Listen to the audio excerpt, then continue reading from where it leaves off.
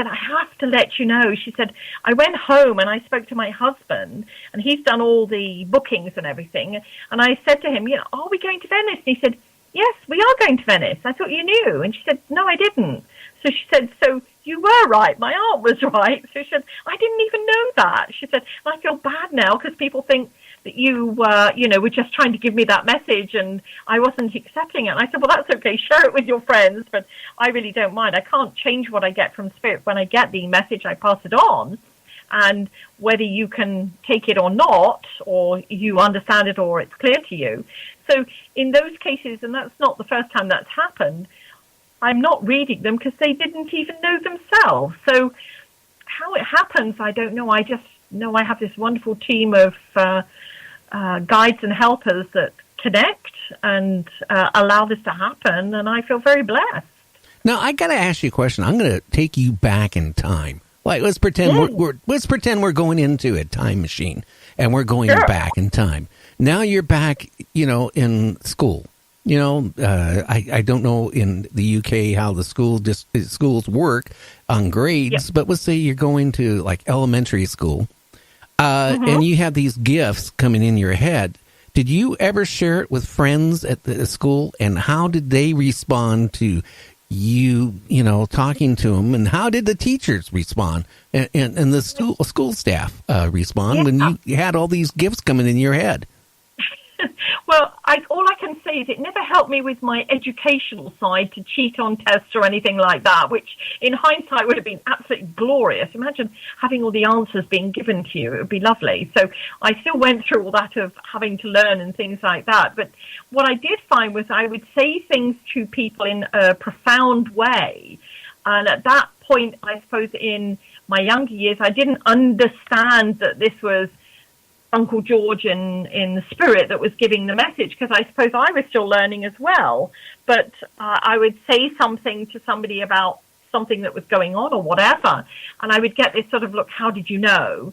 And I never really did it with adults. I did it a couple of times with adults and really got into trouble over it because it was classed as, there must be something wrong with this girl. And I think this is why it led to me going to see the psychiatrist, because I don't think my mum would have been prompted to do this on her own. It was probably through teachers or something through school that this all happened. But I do remember with some things that I would share some information, and it would, for me as a teenager, I can remember not knowing how to switch this off. So, excuse me, I would have like this constant bombardment of information or voices in my head, if you like, going on all the time. And I can remember one particular day I was standing having a shower and hearing, and I'm going, look, I'm in the shower. Assuming that they could actually see me naked as a child, a young teenager. And, at that point, realizing that there were all these multiple voices in my head coming through with the information. So I think for me at that time, because I didn't know how to switch it off, I would just talk to people as if, okay, the voice in my head told me to tell you this, without saying the voice in my head told me to tell you this. It was just like I would say, hey, you've got to stop doing this, or you need to do this, or something like that, and share it in that way without, now as I've attuned and learned how to do it, that was something that the Arthur Findlay College helped us to understand of, you need to, I suppose, monitor it is one thing, and learn how to connect and to switch off and to shut down and to open up and things like that, which at that time I didn't know. So it was confusing for me. I suppose there was part of me not knowing what was real and what wasn't real.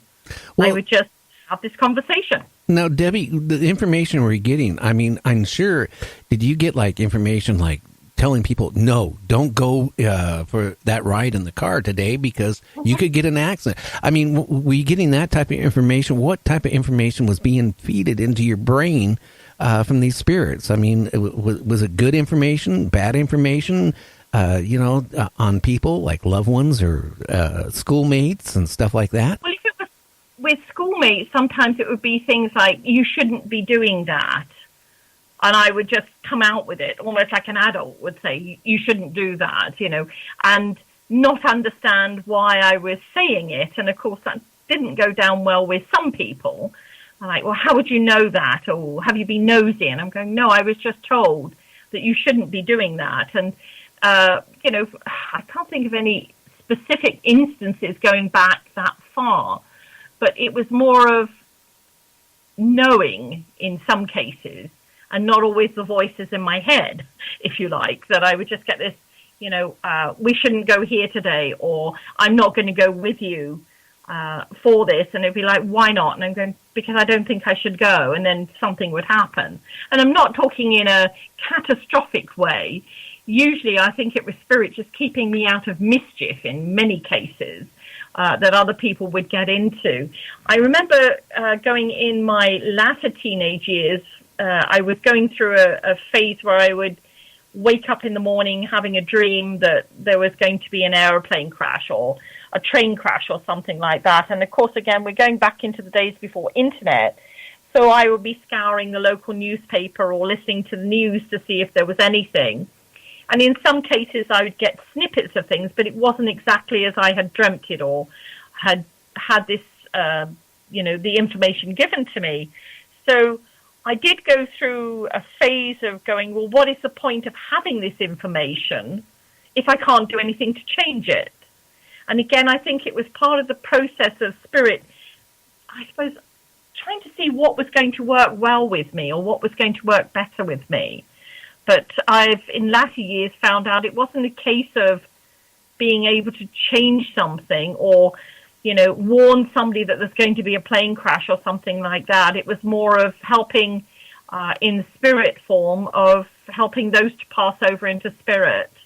Okay, and that was something, again, I didn't understand at the time, but as time goes on and you have more knowledge and more learning, that you go, oh, yes, now I understand why that had to happen. Well, did you ever have, Karen, I'm sorry, Debbie, have you ever had, when you looked at somebody, when you were younger or whatever, before you could really control what was going on with you and knew that they were going to get really sick or they were going to pass soon or anything like that? I've had some mediums actually say that they, looked at people and they could tell, that they were either going to have a medical emergency or they were going to pass on or something and their health wasn't just quite right.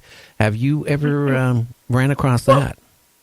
I have to say I'm thankful that I've never been put in a place of playing God to know if somebody's going to be passing or if something's going to be fatally wrong with them. But sometimes I do get a sense when I was talking to somebody that, I'd say, is there, have you been having a problem with whatever the particular part of the body it was? And if they'd say yes, I'd say, well, are you doing something about it? Are you getting it dealt with? And, they would either answer yes or no. And then that would be the only point that I would have.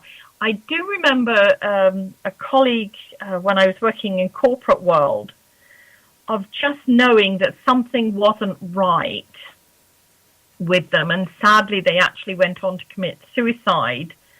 But it was just that there's something just not right here. And that's all I've had.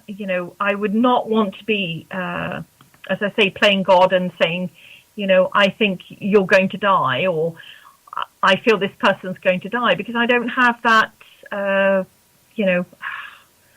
within me, I don't think, not for me personally. And I have heard of others saying, yes, they knew that somebody was ill or something fatal was going to happen to them. And again, I don't know whether we have the right to tell somebody, because how do we actually know? I'm never quite sure with that one. It's one of those that's really, for me, it's almost like a gauge of what is the right thing to do and what is the responsible thing to do, and do we have the right to tell somebody? Because what if we're wrong?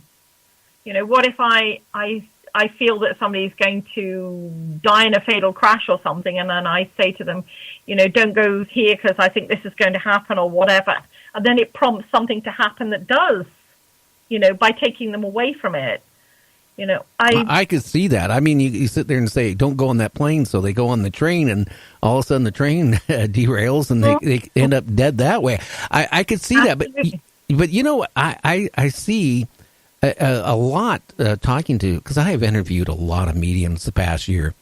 And I've actually had some of them tell me that when they have done their reading with a client, and then the client leaves, all of a sudden that evil spirit, and in some cases, now has transferred on to them, the medium. And they've had actually cases where it was really hard to remove whatever attached or detached from the client and attached to the medium. Now, have you ever had that happen to you?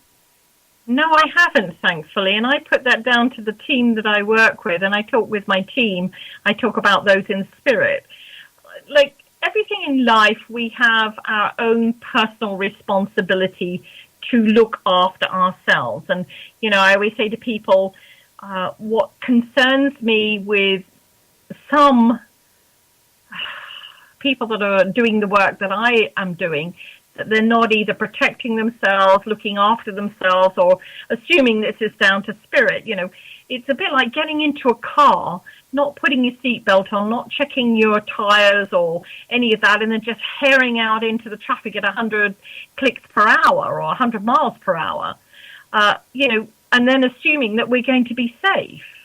Well, my team have expectations of me. I need to learn and know when I need to rest. I need to know what I'm going to put into my body. And I'm not talking that I become a vegan or, only eat vegetables or, drink water and don't have a glass of wine or something like that. But when I am working, I have to go by what I'm being guided that I should or shouldn't eat. I have to go by the fact that I need my rest. And I have to go by the fact that I open myself up when my team are there, and then I close myself down afterwards. That's a practice that I do for me personally to keep me sane, to keep me shut off from the voices that, I would hear when I was a kid, this constant bombardment, and so that no other supposed energy, evil or whatever is tracking home with me. I don't want that. People say to me, oh gosh, all this information you get. Well, as soon as I give that information to somebody, the delete button happens. It's emptied out of me and gone. So if somebody comes back and has a conversation with me minutes after I've given them the reading, if I've disconnected from them and they're talking about, can you, tell me what Auntie Flo said or whatever, I wouldn't have a clue what they were talking about.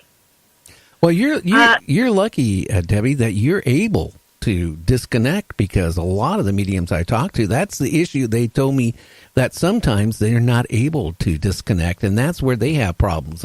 I've had like a couple of mediums tell me that they had somebody come in for a reading, and she knew this one medium, and she's been on my show a couple of times, that person had evil in them, major evil spirits in them, and that after they left, that transferred into her, and then things would start happening to her, like she would wake up with scratches on her body. Well, at the start she thought maybe she was doing it, but then she would be standing there with her boyfriend, right? And her boyfriend goes, look what's going on, and a scratch would be appearing on her arm and start bleeding right in front of her boyfriend or in front of other people.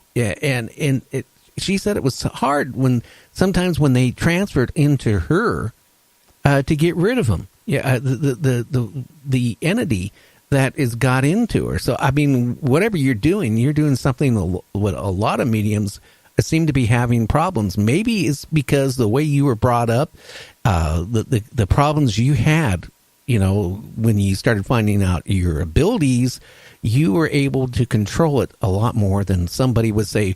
For example, I had one medium on where it didn't happen she was like in her 50s. Her and her husband were in a car accident. Her husband died at the accident. And then all of a sudden, within a few days, she started being gifted with being able to get